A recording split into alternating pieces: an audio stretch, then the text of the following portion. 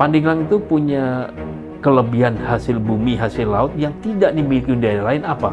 Itu yang kita fokusin. Kalau kapal-kapal besar ini bisa menyandar di daratannya Pandeglang, pasti multipilar efeknya luar biasa. Bismillahirrahmanirrahim. Assalamualaikum warahmatullahi wabarakatuh. Pemirsa Pandeglang TV, bertemu lagi bersama saya Muhammad Agus Salim dalam program Pandeglang Podcast. Saat ini saya sedang berada dengan Pak Widi Asmanto.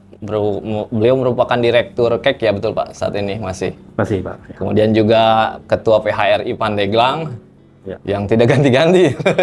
Saya dari berapa tahun masih beliau. Terima kasih Pak Widi telah hadir di studio Pandeglang TV. Nanti ke depan kita akan ngobrol nih terkait dengan perkembangan bisnis perhotelan dan restoran sebagai PHRI, dan kemudian kita akan membahas tentang geliat pariwisata di Kabupaten Pandeglang. Mungkin yang pertama akan saya tanyakan saat ini yang tengah beredar di pemberitaan nih teman-teman media, di mana-mana berita banyak terkait badai PHK di industri perhotelan, Pak. Iya, betul. Dan restoran ini juga banyak di daerah-daerah lain, restoran, hotel banyak yang tutup. Nah, terkait hal itu saya ingin tahu begitu bagaimana kondisi bisnis hotel dan restoran di Kabupaten Pandeglang, Pak. Baik, terima kasih Pak Agus.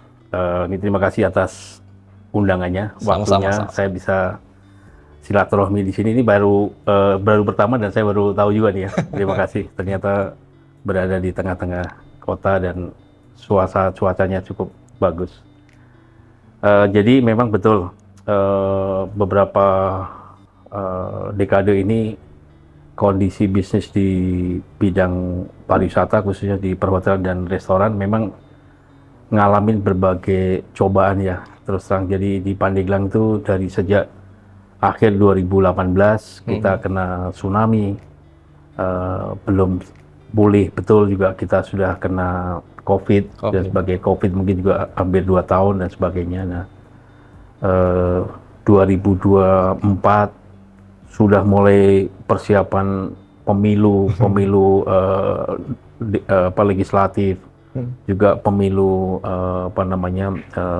presiden dan sebagainya. Itu juga saya pikir waktu yang terus terang kondisinya itu belum begitu settle banget ya. Nah, ditambah begitu pemerintahan baru memang ternyata ada kebijakan yang memang ternyata juga ada yang berdampak. Tapi memang begini, dampak ini ada yang memang merasakan langsung sangat berdampak di dalam operasionalnya. Itu rata-rata di pelaku usaha atau hotel restoran yang memang dari sisi segmen marketnya itu lebih segmen market government atau kegiatan MICE. Tapi memang ada juga beberapa resort, akomodasi, hotel yang memang tidak mentergantungkan market itu gitu. Tapi memang secara overall dampak itu bisa dirasakan ke semua. Tapi ada yang cukup parah, mungkin yang memang market besarnya adalah MICE tadi, yang tidak market MICE pun tetap ada dampak. Nah, memang kita selalu siasatin bagaimana supaya kita tetap survive, tetap kita bisa melakukan kegiatan, supaya usahanya nggak tutup, karyawan-karyawannya juga tetap bekerja, kita bisa berkontribusi di lingkungan kita. Ya, ini yang terus kita coba sekreatif mungkin bagaimana caranya destinasi tempat kita ini menjadi tujuan. Karena memang kita masih ada optimisme karena satu di Pandeglang ini sebenarnya juga banyak sekali kelebihan dan juga opportunity-nya itu kita berada di radius yang memang market terbesarnya domestik itu di dekat kita, yaitu Jabodetabek.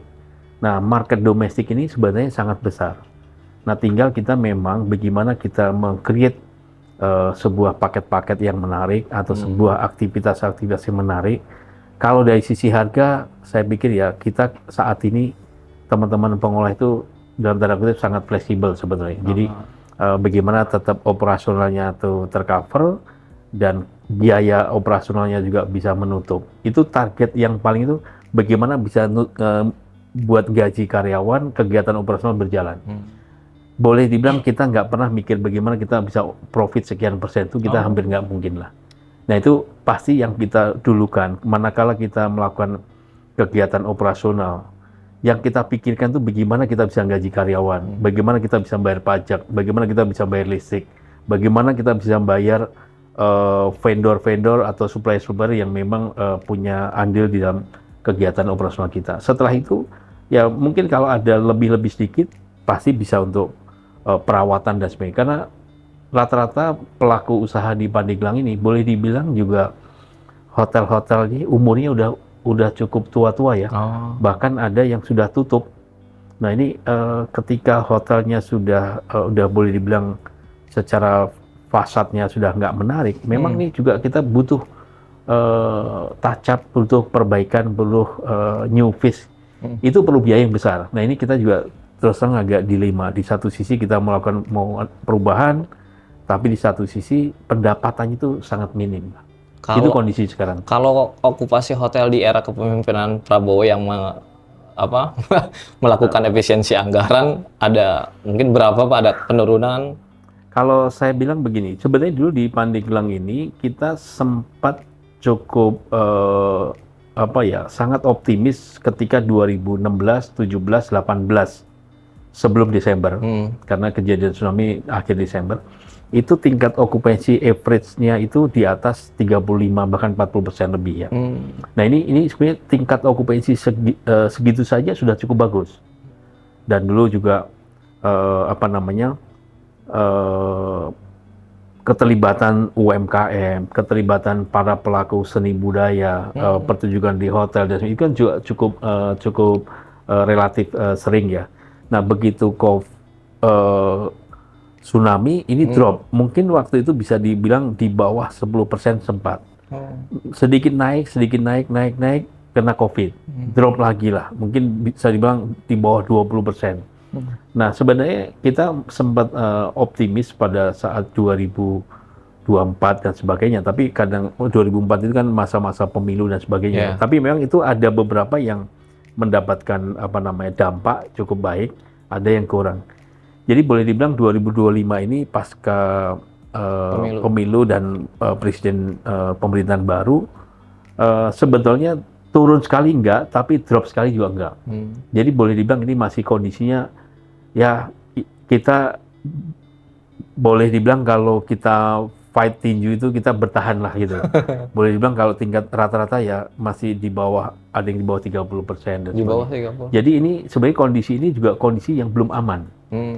Nah karena kondisi ini belum aman, sebetulnya tempo hari pernah ada kebijakan dari pemerintah Banten, misalkan dihimbau atau ada himbauan supaya tidak adanya kegiatan sekolah study tour misalkan. Itu kalau dijalankan dengan betul, tapi sekolahannya juga diberi otoritas, diberi wewenang. Sebetulnya ini juga kalau kita garap oleh pelaku usaha dan kita bisa ngimbangin daripada anggaran masing-masing sekolah, itu sebenarnya tetap bisa jalan. Karena kita melihat potensinya Banten itu punya 8 kota kabupaten. Selama ini saya yakin mungkin dari 8 kota kabupaten se-Banten ini, mungkin dulu lebih banyak kegiatan study tour-nya keluar Banten. Iya, betul. Ada yang ke Jawa Tengah, ke Jawa Timur, Jawa Barat, bahkan Bali, bahkan mungkin ada yang di luar. Karena saya yakin ada sekolah-sekolah yang cukup favorit adalah mungkin Tangerang Raya dan sebagainya itu. Nah, mestinya Pandeglang sendiri jumlah sekolah kan cukup besar, cukup banyak. Kalau ditambah lagi.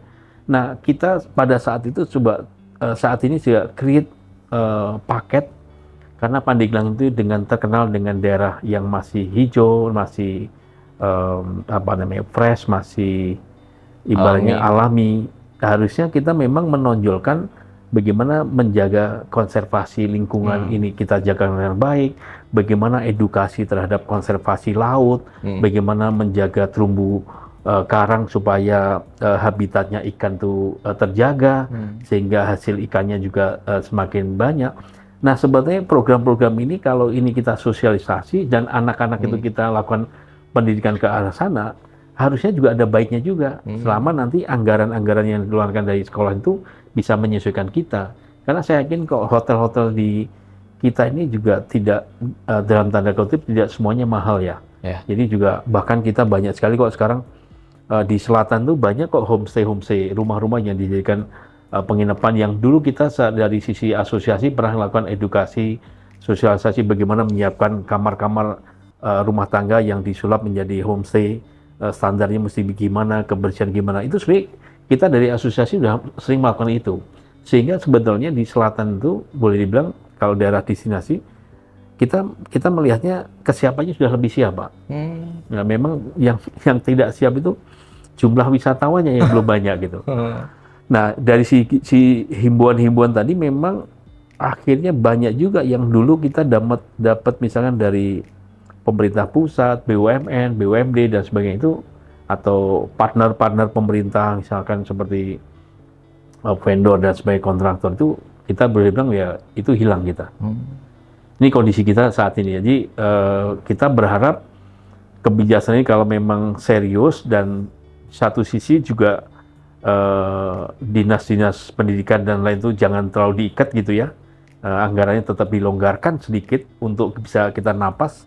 Saya pikir kita lebih senang lah. Kemudian apa yang dilakukan oleh teman-teman pengusaha nih di era banyak tantangan begitu? Memang kita boleh dibilang harus lebih kreatif ya. Makanya sebenarnya tadi kita juga sempat kita sempat siapkan bagaimana menjawab meng-create paket-paket yang menarik untuk edukasi.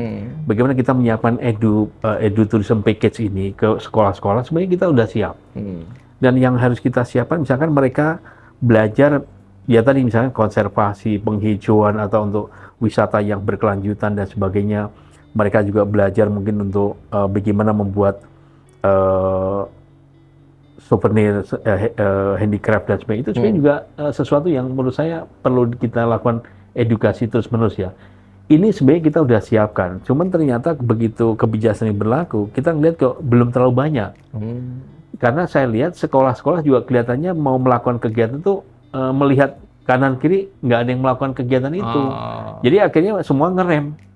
Padahal kita berharap ada semacam kelonggaran-kelonggaran yang dilakukan sehingga saya juga dengar di kota Pandeglang sendiri juga ada himbauan-himbauan supaya kegiatan seremoni sekolah itu supaya tidak diadakan di hotel dan sebagainya itu juga menurut hemat kami disayangkan lah ya. Sebetulnya tergantung kemampuan daripada sekolah. Kalau mau dilakukan hanya one day seremoni paketnya semurah mungkin, pasti pelaku usaha juga akan siap untuk melayani. Nah, padahal kita ini boleh dibilang ya, seberapa besar yang kita peroleh dari kegiatan operasional kita, itu kan kita memberi kontribusi PAD ke pemerintah daerah. Kalau pajak sendiri sih Pak dengan dengan kondisi sulit seperti ini jadi kendala juga nggak sih bagi para pengusaha? Pajak kan memang lagi-lagi kemarin itu mengalami peningkatan sedikit ya Pak? Betul. Sebetulnya kita gini Pak, kalau PAD rendah, kontribusi pajak dari operasional kegiatan hotel restoran rendah, pasti muaranya karena kunjungannya rendah. Tapi kalau pelaku usaha ini sudah legalitasnya sudah jelas, NIB-nya sudah jelas, pasti kami jamin bahwa mereka ini pasti taat bayar pajak. Artinya semua pendapatan yang diperoleh pasti 11% dari total pendapatan itu akan disetorkan menjadi pendapatan daerah. Itu sudah otomatis, Pak. Jadi kami berharap kalau kita ini juga sebetulnya beraktivitas juga memberi kontribusi ke pemerintah daerah. Kami berharap juga bagaimana pemerintah daerah mendorong pemerintah daerah juga menjadi marketing daerah, menjadi sales daerah, sehingga yang kita harapkan itu bagaimana orang-orang luar Pandeglang itu berbondong-bondong berlibur ke Pandeglang, beredukasi di Pandeglang, melihat keunikan keragaman Pandeglang, sehingga jumlahnya itu semakin banyak. Dan bagaimana mereka bisa menikmatin keindahan Pandeglang, kulinernya Pandeglang, destinasi Pandeglang, tinggal di Pandeglang. Nah, kondisi-kondisi ini kan harus kita ciptakan. Nah, kondisi-kondisi ini akan terus memiliki standar kualitas pelayanan yang baik, produk yang baik. Kalau memang tingkat huniannya banyak, kalau tingkat huniannya sedikit, pasti mereka juga minim pelayanan gitu loh. Kalau pelayanannya banyak, saya yakin pendapatan banyak, PAD pasti banyak. Terus Pak, ini di masa sulit ini banyak nggak sih Pak dari anggota PHRI yang mungkin melakukan, tadi kan ada badai PHK nih di awal saya. Di Pandeglang ada nggak sih yang melakukan PHK atau mungkin sampai dengan terparah menjual hotelnya atau restorannya? Pandeglang ada nggak Pak? Kita gini, dari mulai saya flashback lagi ya, sebelum setelah tsunami kan di Pandeglang sudah ada hotel yang tutup, ada beberapa hotel yang tutup, COVID juga akhirnya nggak operasional. Sebenarnya itu kita udah kehilangan peluang PAD, menambah jumlah pengangguran.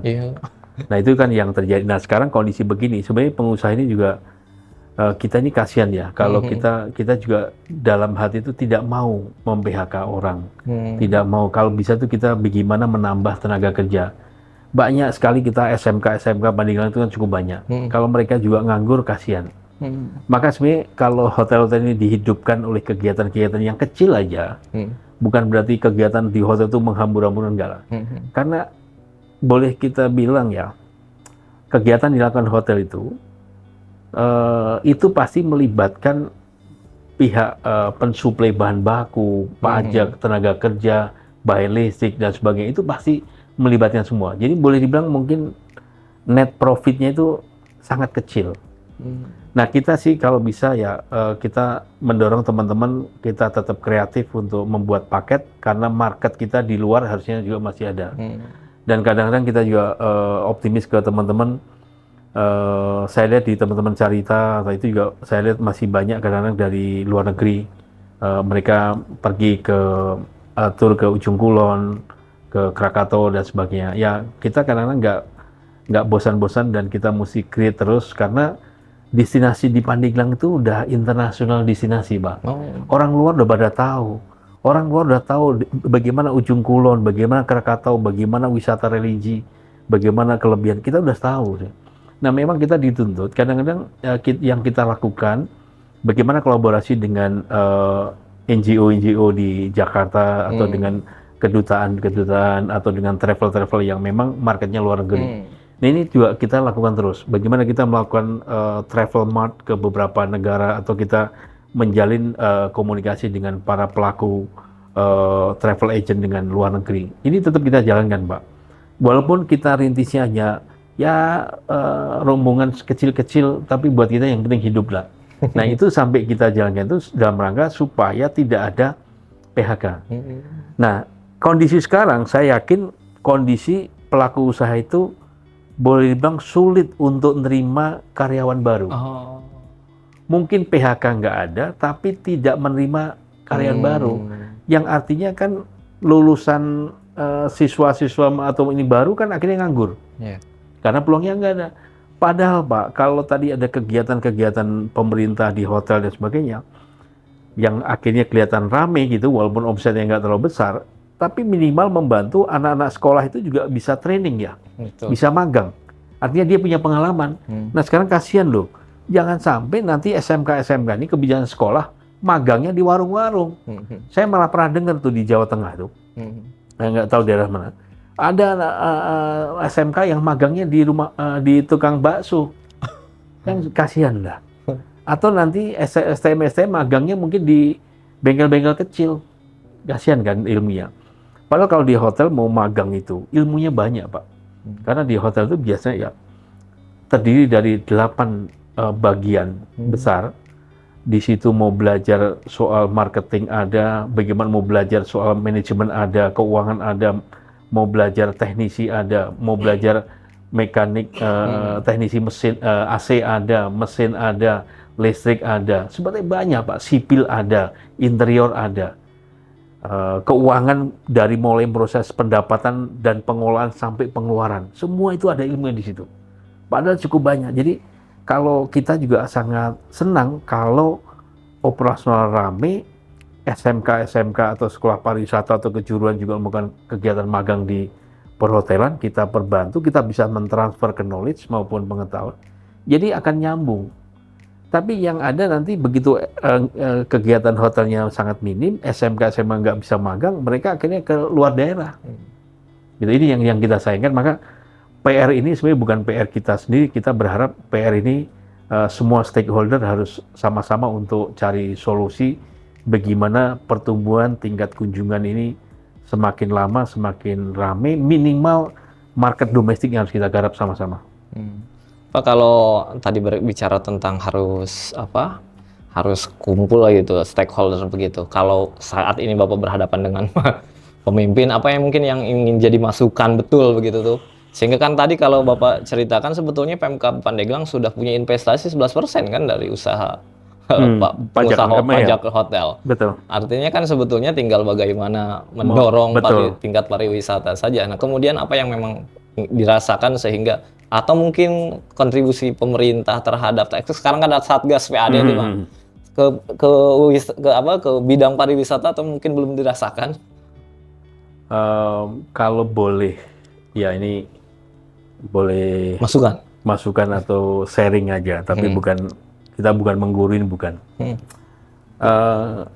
Kalau kita mengidentifikasi Pandeglang, saya yakin semuanya sepakat. Semua stakeholder, anggota dewan, semua sepakat lah bahwa kita unggulannya pariwisata. Kedua, agro. Bahkan agro dikemas agroturism juga jadi itu barang kan. Kira-kira gitu ya Pak. Bahkan tempat-tempat heritage juga jadi wisata juga. Nah, kalau kita sudah sepakat bahwa dari sektor turisme ini menjadi sektor unggulan, saya usul sih harusnya ini benar-benar semua stakeholder fokus serius lah ke pariwisata. Jangan setengah-setengah gitu. Jadi kalau serius, semua lintas dinas, lintas stakeholder harus fokus Pak. Manakala misalkan fiskal atau anggarannya terbatas, saya yakin daerah tidak berdiri sendiri. Daerah masih punya provinsi. Negara masih ada kementerian. Ya, saya bukan karena mungkin saya tadi Pak memperkenalkan saya dari KEK. Kebetulan kalau saya lihat ya, bahwa KEK ini ada sebetulnya lintas sektoral kelembagaan kementerian ini yang mau mendukung itu cukup banyak Pak. Sangat banyak. Bukan hanya satu sektor, dua sektor. Itu banyak sektor yang bisa dilibatkan. Nah, ini sejauh mana kita daerah, pemerintah daerah memanfaatkan instrumen atau PP KEK itu dijadikan sebagai jembatan untuk kita berkolaborasi, berkoordinasi dengan pusat, sehingga entah itu kegiatan, entah itu investasi tambahan dan sebagainya, itu kalau bisa didorong semua ke daerah kita. Karena udah terbukti Pak, bukan karena Tanjung tapi dengan KEK ini realisasi pusat kan udah jelas, yaitu pembangunan Serang Panimbang tol. Ini udah depan mata, tahun depan akan buka. Namanya udah bagus Pak, Serang Panimbang, bukan Serbak. Serpan. Jadi maksudnya bagaimana juga Pandeglang itu yang sudah disebut menjadi nama ini ya. Ini mestinya kita ada pembenahan zonasi atau pemetaan zonasi akhirnya menjadi sesuatu. Dan manakala kita untuk pemetaan itu tidak mampu oleh daerah sendiri, ya itu Pak ada linknya untuk koordinasi dengan lintas kelembagaan. Ya saya yakin sih minimal menurut saya yang kami terus dorong kegiatan-kegiatan event, promosi, pembinaan aircraft, pendidikan, kesehatan, infrastruktur. Saya yakin banyak Pak yang bisa didorong sehingga yang tadi kami sampaikan di depan ya semua stakeholder ketika kondisi sudah kepepet ini ya kita harus jadi sales daerah. Kalau keberanian pemimpin daerahnya Pak? Saya mungkin nggak bisa menjawab, tapi intinya menurut saya ini momen sih. Menurut saya pemerintah daerah ini bagaimanapun juga beliau-beliau ini sudah terpilih. Jadi harusnya kalau kami kan di pengusaha di asosiasi ini sebagai mitra. Jadi siapapun pemimpin harus kita harus kita support Pak. Tapi kalau supportnya hanya dari sisi kita, pasti nggak seberapa. Tapi kalau supporternya ini dari semua lintas, dan yang semua support itu support beneran ya, dan serius, memberi andil yang kontribusi yang benar gitu. Saya yakin sih bisa sukses. Karena yang kita garap, Pak, destinasi-destinasi kita ini yang diperlukan tuh tata kelolanya, molesnya, SDM-nya, pelayanannya, Pak. Karena marketnya udah depan, market Pandeglang itu nggak nyampe 100 kilo. Kasarannya. Iya. Apalagi nanti tol jadi. Nah, kalau sudah marketnya domestik, apalagi Jabodetabek, sekarang Jabodetabek udah geser ke arah BSD Serpong Maja, udah semakin dekat ke kita nih, Pak. Nah, tinggal di dalam kita, yang tadi saya bilang semua harus serius. Contoh, Pak, Pandeglang itu punya kelebihan hasil bumi, hasil laut yang tidak dimiliki daerah lain apa? Itu yang kita fokusin. Punya keunikan, punya identitas budaya. Dari sisi budaya kuliner misalkan. Kuliner kan juga budaya. Ya. Nah, itu mesti kita tonjolkan. Kalau memang kita punya budaya kuliner misalkan otak-otak, angin lada, kue balok katanya. Misal. Ini serius, Pak. Kita kita dorong supaya ini benar-benar menjadi kekhasan kita. Karena saya lihat di Pandeglang udah kalah tuh. Makanan khas Pandeglang udah dilintas ada bakso dari mana, ada seblak dari mana, ada martabak dari mana. Jadi yang nama brandingnya kulinernya Pandeglang malah nggak ada. Yeah. Nah, sekarang pertanyaan, padahal sektor budaya kuliner itu salah satu daya tarik wisatawan. Itu dari kuliner. Belum lagi misalkan oleh-oleh. Setiap orang yang berkunjung ke daerah kita, sebetulnya itu dia satu pasti buang waktu, kedua buang uang. Buang uang itu yang dikonsumsi maupun buat oleh-oleh. Pertanyaannya, oleh-oleh seperti apa yang diunggulkan, yang ditonjolkan, yang memang menjadi keunikan Pandeglang? Nah, ini kan harus serius, Pak. Nah, ini kalau ini enggak, masih setengah-setengah dan masih abu-abu, ya sulit. Kalau mau serius, yang saya bilang berarti penanganan aircraft UMKM tadi ya serius. Kulinernya serius, Pak. Dengan potensi yang tadi, pandangan Bapak sebetulnya bisnis hotel dan restoran di Pandeglang ini menjanjikan ya, Pak? Menjanjikan. Menjanjikan, Pak. Karena saya kebetulan sudah cukup lama ya di Tanjung. Tanjung itu dulu sebenarnya berada, sudah kita masuk sebagai, kita juga investor, ibaratnya investasi di waktu masih belum Banten, Pak, masih Jawa Barat. Artinya sebelum tahun 2000 kita udah di sini. Artinya kita udah melihat potensi. Karena zaman masih Jawa Barat, itu kita lihat Carita Anyar udah sangat terkenal, Pak. Betul. Mungkin banyak orang-orang ekspatriat udah banyak, Pak. Terus ditambah Ujung Kulon dan sebagainya. Nah, sekarang pertanyaannya, kenapa kalau kita flashback, kenapa kalau kita introspeksi, kenapa mereka tidak berkunjung lagi? Sekalipun orang domestik juga. Berarti sebenarnya juga ada sisi yang kita mesti perbaikin. Kita mesti introspeksi, sisi apa yang kita mesti improve. SDM kah, pelayanan lah, produknya kah, dan sebagainya. Atau kita harus bangun jejaring. Semua itu sebenarnya kita bisa cari solusi selama sama-sama semua memikirkan untuk nyari solving problemnya tadi, Pak. Kalau enggak, hari ini kita menyelamatkan masing-masing, ya kita hidup sendiri seolah kan gitu. Betul. Nah, itu yang kalau menurut saya itu nggak boleh terus-menerus. Yang harus kita perlukan bagaimana kita bergandengan tangan, kita rukun, kita guyup, kita jawab betul potensi itu dengan karya nyata, sehingga itu yang bisa dinikmatin, bisa dilihat, bisa dirasakan oleh wisatawan. Selain Ketua PHRI Pandeglang, Pak, Bapak juga sebagai Direktur Kawasan Ekonomi Khusus gitu, Tanjung Lesung begitu. Nih mungkin ya sebagian kalangan sudah tahu apa sih itu kek begitu. Terus saat ini juga di dalam kesempatan ini kita mau tahu nih mungkin di kalangan Gen Z atau mungkin segmented beberapa orang yang pengen tahu sebetulnya kek itu apa gitu. Hanyakah wadah saja, tempat aja, atau seperti apa? Ini biar kita lebih jelas gitu kan begitu, Pak. Baik, terima kasih. Saya sebenarnya hanya salah satu direksi. Salah satu, tapi ada beberapa sih. Jadi memang gini Pak, KEK ini adalah kebijaksanaan pemerintah pusat. Ya, kebetulan karena ini kebijaksanaan pusat ini sebenarnya kalau saya lihat latar belakangnya, kenapa ada kebijakan KEK? Kebijakan KEK itu adalah daerah-daerah yang mendapatkan kepres KEK itu memiliki potensi, tapi perlu dukungan, gitu. Nah, justru sekarang ini, cuman memang izin lokasinya kebetulan di daerah selatan di Tanjung Lesung. Ini izin lokasinya. Nah, izin lokasinya di Kepulauan Tanjung Lesung, tapi sebetulnya KEK ini kan sekarang di seluruh Indonesia itu kalau nggak salah hari ini sudah ada kurang lebih 24 KEK. Bahkan KEK itu bidangnya sekarang udah lebih variabel, Pak. Ada pertama kali kita ini KEK pariwisata, ada KEK industri, ada KEK kesehatan, ada KEK digital pendidikan. Nah ini sekarang KEK ini dalam rangka apa? Daerah itu punya potensi, tapi perlu ada dukungan dari pemerintah pusat dan stakeholder lain, supaya potensi itu dimaksimalkan sehingga punya dampak terhadap perekonomian di daerah itu.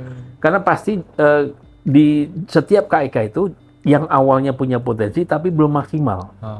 Gitu. Makanya kebetulan di Banten ini sebetulnya kalau menurut saya, di Banten ini kan KEK baru satu. KEK pariwisata lokasinya kebetulan di Tanjung Lesung atau di Desa Tanjung Jaya. Nah, salah satu bukti bahwa KEK ini keperuntukannya bukan hanya satu titik daerah, apalagi perusahaan, bukan. Tapi ini adalah dampaknya itu multipilar, efeknya adalah seluruh Banten mestinya nantinya. Karena sekarang sudah terbukti dengan adanya KEK, maka menjadi landasan terbangunlah infrastruktur jalan tol. Jalan tol pun dinamain Serang Panimbang, Pak. Jadi di situ melintas 3 kabupaten. Kabupaten Serang, Kabupaten Lebak, Kabupaten Pandeglang. Nah, belum lagi nanti infrastruktur lain. Ada jalan nasional, ada dukungan suplai air, ada dukungan listrik dan sebagainya. Karena infrastruktur yang memang kekuatan anggaran itu ada di pusat, ini kan semua dari pusat, Pak. Nah, pastinya nanti dukungan infrastruktur dari pusat ini ada beberapa nantinya akan dikembalikan ke pemerintah daerah.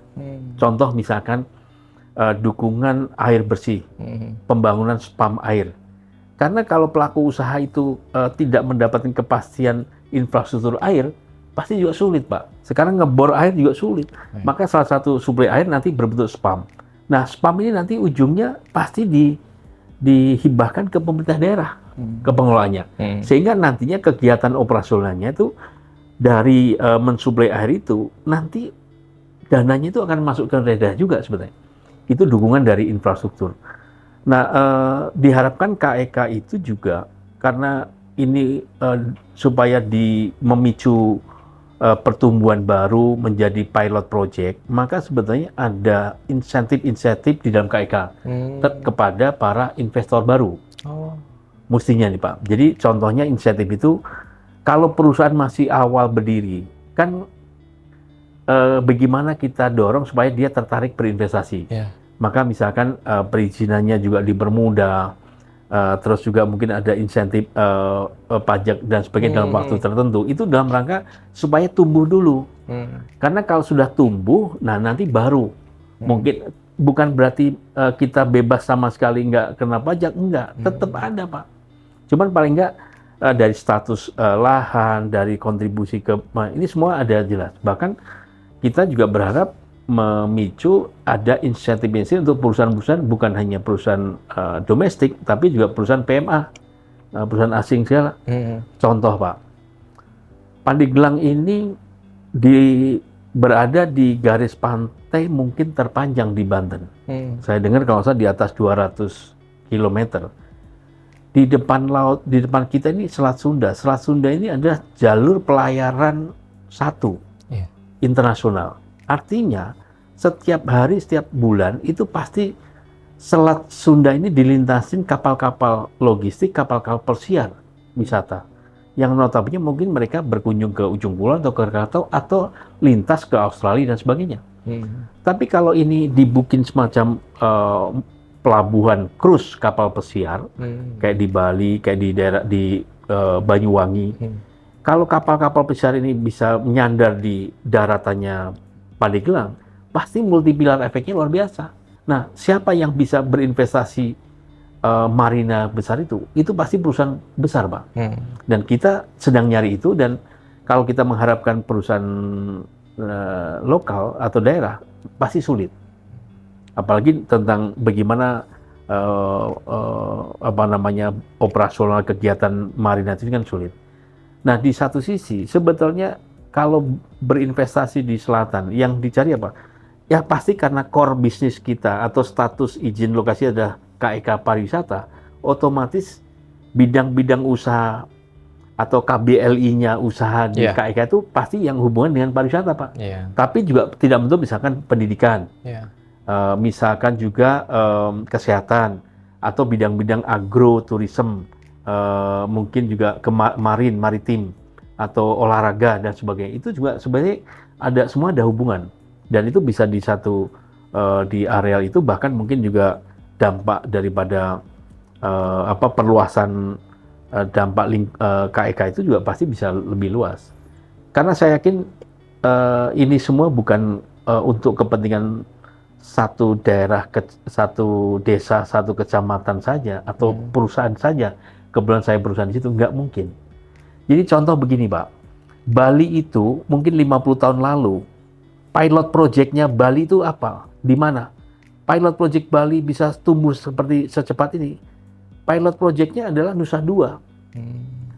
Nusa Dua itu luasnya kalau nggak salah sekitar 400-an hektar.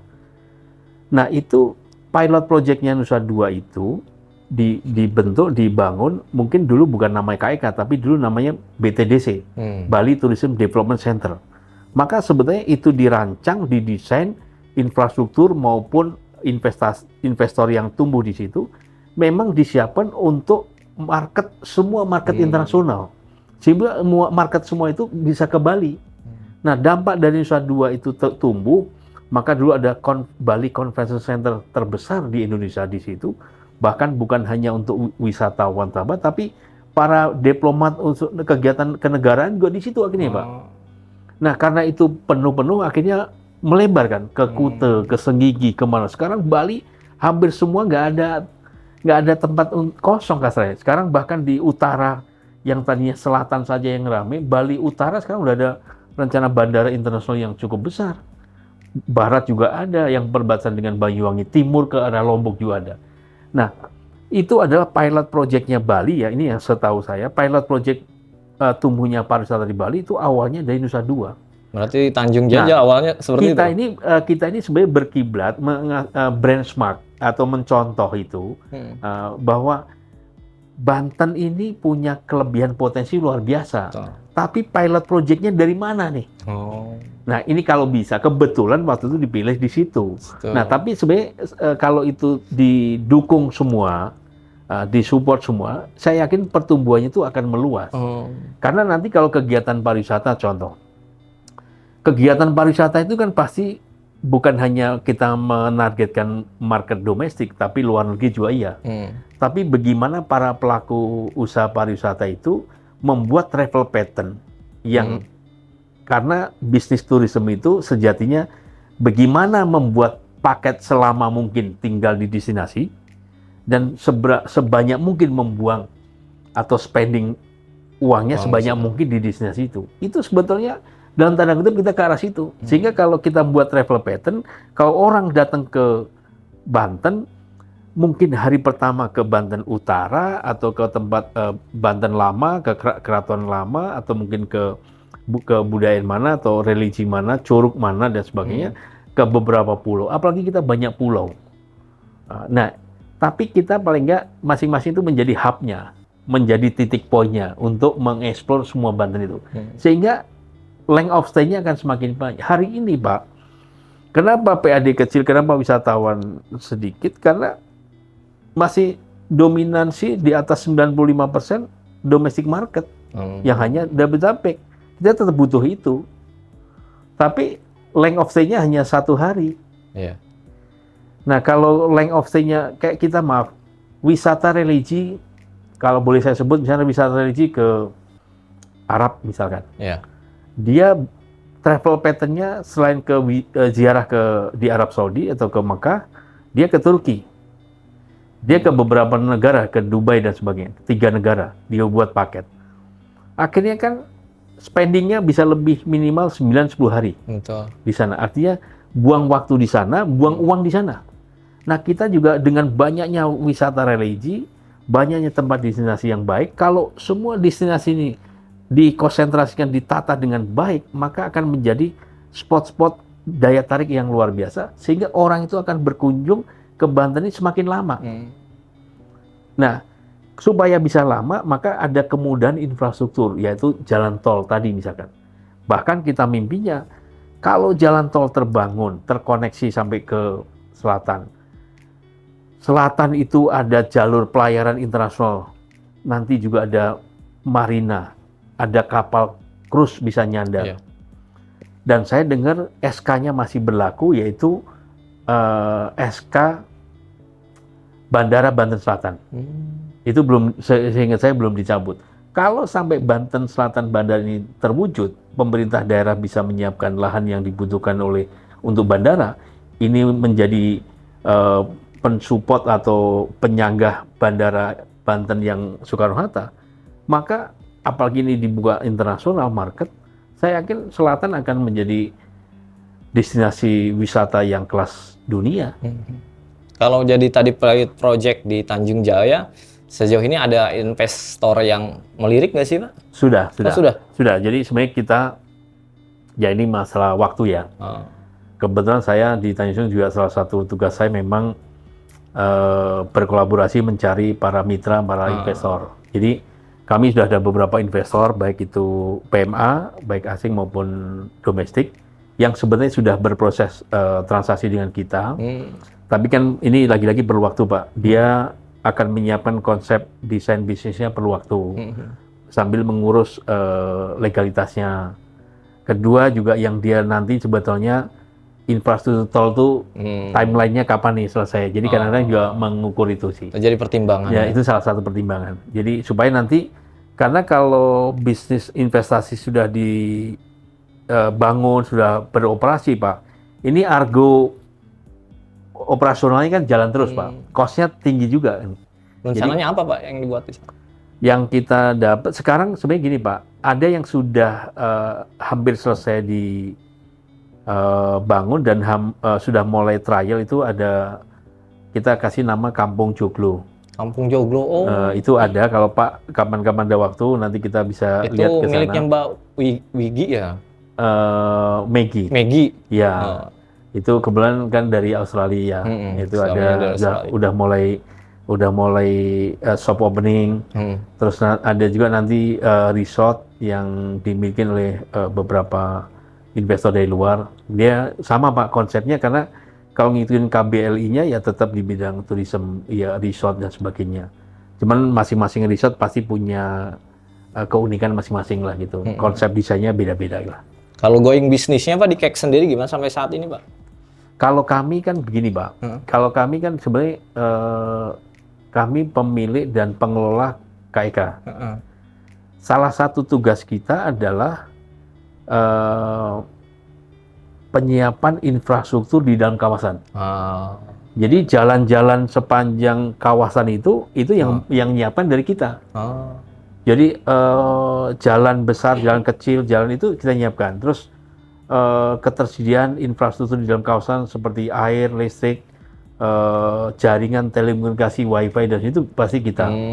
Tapi di satu sisi, kalau selama ini yang sudah dikenal, kan kami selain pengelola juga sudah memiliki beberapa hotel.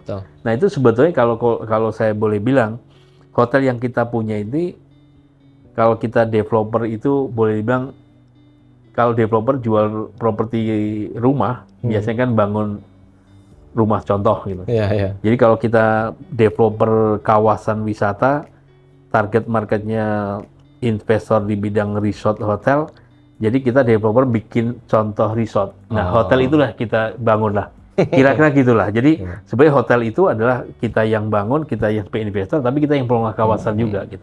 Kalau kondisi tadi infrastruktur pariwisata di sana nih, ini terakhir Pak buat para wisatawan ketika mereka ke sana begitu, apa yang memang sudah siapkah begitu atau memang apa keunggulan yang saat ini boleh dibilang sudah cukup siap karena bukan hanya di dalam kawasan tapi di luar kawasan. Di dalam kawasan tuh tingkat akomodasi juga dari mulai middle ke bawah juga ada, dari harga di bawah 500 juga ada, di atas 500, di atas 1 juta juga ada. Bahkan masih di lingkup situ banyak sekali homestay yang tumbuh juga banyak. Pantai terbuka umum juga dari harga 10.000 ada, dari harga di atas 20.000 juga ada. Jadi ada beberapa varian. Jadi kita sebenarnya bahkan akomodasi Pak, kita di dalam kawasan ada yang namanya container inn. Jadi kontainer kita desain, kita rekonsep menjadi akomodasi kontainer, penginapan dari kontainer. Itu cukup meriah. Nah, cukup punya keunikan juga. Ini rata-rata biasanya komunitas milenial, komunitas bakers gitu biasanya pada nginep di kontainer inn kita. Kita udah punya akomodasi yang istilahnya budget resort lah, ada juga. Jadi nggak semua mahal. Tapi di dalam kawasan kami juga udah membangun landasan pesawat terbang, walaupun memang sifatnya pesawat terbang charter. Jadi selama ini kita udah kolaborasi dengan beberapa pelaku kedirgantara dari Pondok Cabe, dari Halim, dari Bandung. Itu kalau ada investor atau calon investor atau wisatawan yang karena kebutuhan waktu yang mendesak, sekarang udah ada kemudahan terbang dari Pondok Cabe atau helikopter hanya 40 menit udah nyampe Tanjung. Dan itu selama ini udah berfungsi. Artinya fasilitas sudah mantap lah. Insya Allah sudah ada. Insya Allah sudah ada. Jadi jangan ragu pemirsa untuk hadir atau berkunjung ke Tanjung Lesung itu di kawasan itu. Jadi tadi Pak Widi sudah menjabarkan ya bagaimana kesiapan sebetulnya di dunia pariwisata. Mudah-mudahan ini menjadi informasi begitu para investor, para wisatawan bahwa Pandeglang sudah sangat siap ya Pak ya. Siap, betul. Terima kasih Pak Widi atas waktunya. Baik, luar biasa ini. Mudah-mudahan ini jadi informasi yang positif untuk pemerintah daerah sebagai masukan, untuk para wisatawan sebagai penarik. Ayo berkunjung ke Pandeglang begitu. Siap. Terima kasih Pak Widi atas waktunya. Saya Muhammad Agus Salim. Jangan lupa pemirsa untuk subscribe, kemudian share, dan nantikan video-video kami dan dengan narasumber yang kompeten begitu, yang berkualitas tetap di Pandeglang Podcast. Saya Muhammad Agus Salim. Assalamualaikum warahmatullahi wabarakatuh. Waalaikumsalam warahmatullahi wabarakatuh. Terima kasih Pak Widi. Terima kasih.